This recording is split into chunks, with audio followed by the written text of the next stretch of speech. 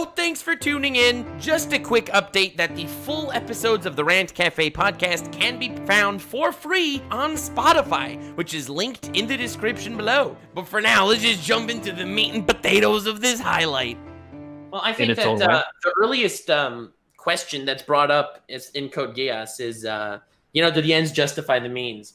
Like, that was the basic argument for the majority of Code Geass. Many different underlying political issues going on along the whole road, but I'd say that was the basic one, where Lelouch kept saying that the ends do justify the means. And he keeps getting tested on that. Like, for example, he ends up, defeating the enemy army, but also causing an avalanche that kills hundreds of people. And normally, maybe he'd be able to just ignore that, but one of the people that was killed happened to be the parent of a really close friend. And so it hit him on a personal level. And when he was there by the funeral, you see him go full hentai protagonist style. You don't see his eyes under his hair. And he's like, bruh, what the blues happening to those head? So at which point do you think he's past the point of no return? Honestly, I don't think there ever is a point of no return. But okay. I think that he definitely does lose his marbles a few times. Yeah, and I mean, in the very first episode, he shoots Best Boy. Yeah, right? Clovis. Clovis. Go Clovis! Yeah, but it's interesting because that happens literally in the first episode. It's not often that you have your anime protagonist just executing someone in the first episode, face to face. It's not like, oh, I'm going to take you prisoner or I'm going to bring you to justice. It's like, no, he kills him. And that kind of starts the whole thing, sets everything into motion. Indeed, it does. But allow me to read to you a little speech that was given after Prince Clovis was killed by Charles Z. Britannia. And I think it is a freaking awesome speech. Can you read it in its entirety? Yeah, I will. Everything. I don't want to skip any of it. All 30 pages. All men are not created equal. Some are born swifter of foot, some with greater beauty. Some are born into poverty, and other born sick and feeble. Both in birth and upbringing, in sheer scope of ability, every human is inherently different. Yes, that is why people discriminate against one another, which is why there is struggle, competition, and the unfaltering march of progress. Inequality is not wrong. Equality is. What of the EU, which made equality a right, rabble politics by a popularity contest? The Chinese Federation, with equal distribution of wealth, a nation of lazy dullards. But not our beloved Britannia. We fight, we compete, evolution is continuous. Britannia alone moves forward, advancing steadily into the future. Even the death of my son, Clovis, demonstrates Britannia's unswerving commitment to progress. We will fight on. We shall struggle, compete, plunder, and dominate. And in the end, the future shall be ours. All hail Britannia! All hail Britannia! That speech is fired. I thought everyone else was going to say that too, along with me. Oh, man. Shock Briggs, disappointed. Chicken Briggs. It's fine. Anyway, no, it's so Nietzschean, that philosophy. It's crazy. So It's ironic. It's ironic because of what Charles ends up doing, because he actually doesn't believe what he's saying.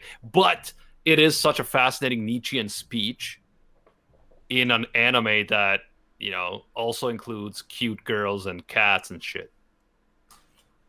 Indeed. But I really like that speech. Everything he says is true, but also kind of, leaving out some of the most important human concepts. It's not like he's lying. It's true that he mentions, yes, the Chinese Federation has a problem with this equal distribution of wealth, at the end of the day, yes, it makes people, socialism causes laziness across history. That's basically what's been happening. I mean, I wouldn't say laziness, but you could say that the socialist systems that have been tried didn't work very well. All the socialist systems that worked have failed for essentially laziness. It's true that's not... It does boil down to that. It's like the people that work hard, why should they work hard if they're going to be getting the same much as anyone who doesn't work hard? So why work hard? So they don't work hard, so the system doesn't continue. That was the problem with when socialism was really heavily tried in the past. Yeah, I mean, that's a interesting point, because I come from the former Yugoslavia, right, which was a socialist country. And there was definitely elements of, the public service, the bureaucracy, where people would just get paid for whether or not they did anything, they just for coming in. And there was definitely that's obviously like that's a hard socialism, which is bordering on communism already. Like that's already the same as communism. I'm not talking about like socializing certain things like medicine or like there's so many things that when socialized, the system doesn't just crumble. Yeah. I would say that believe in cannibalism. I think that is the. I think Britannia though is the perfect like anti-communist state in Code Oh, they are for sure. Yeah, it's capitalism to an extreme.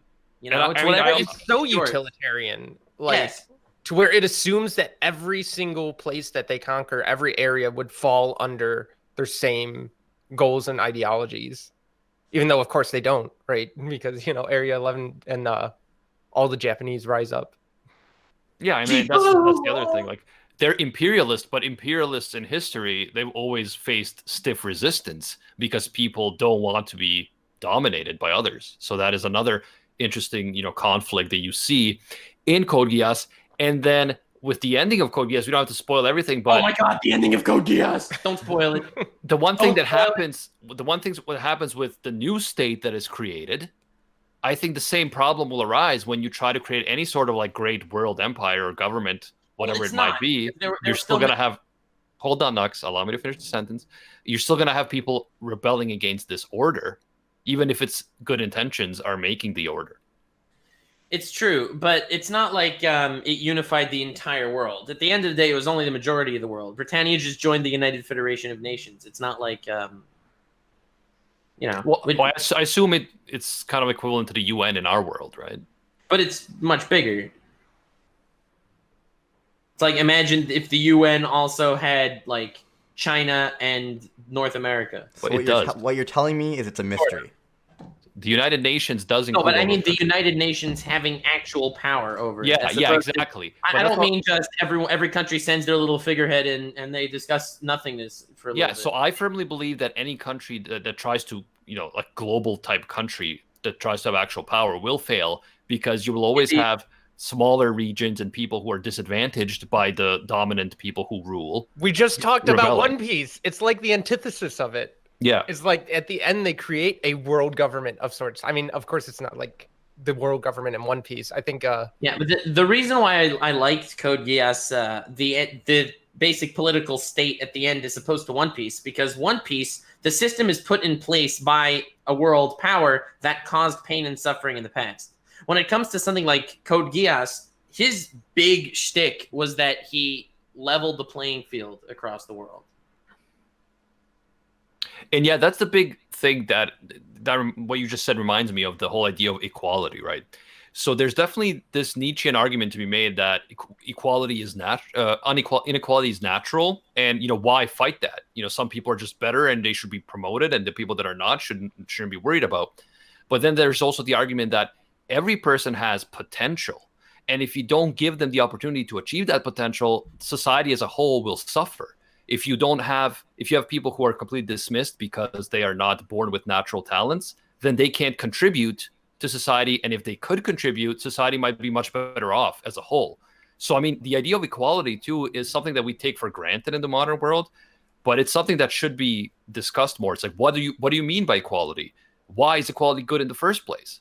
And all that the discussion about equality among the political spectrum is massive. Everyone agrees that there should be some form of equality, and many people say it's just an equality of rights. Yeah, I'd imagine you should treat the idea is the equality of rights. You should treat everyone as if we're all like equal, like with respect in that sense. But at the end of the day, obviously everyone is different, and no one's the same, right? Yeah, that's an issue though. It's an issue trying to fit everyone into a cookie cutter. Like there's honestly a big sad part of today is the fact that everyone is trying to be molded into the same person. When everyone's different, but at the same time, everyone deserves an equal opportunity to find themselves.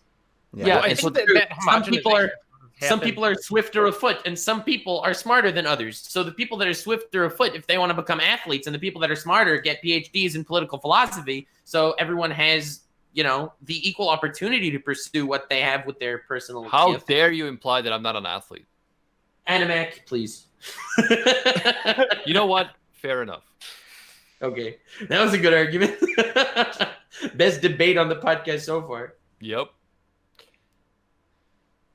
But Code Geass, and there's this whole, well, I'd say the ending of Code Geass, aside from the political thing which we talked about, it's mostly philosophical between Lelouch, Charles, and God damn it, Schneisel. Between the three of them, it's much more of a philosophical argument than even a political one. Thank you so much for watching. I hope you enjoyed. If you're interested in seeing the full episode of the Rant Cafe podcast, link is in the description to our Spotify, which is free, by the way. We very much appreciate all the support you guys give us. We also have a link in the description to our Patreon. Have yourselves the most wonderful evening, and remember to stay weird, fam.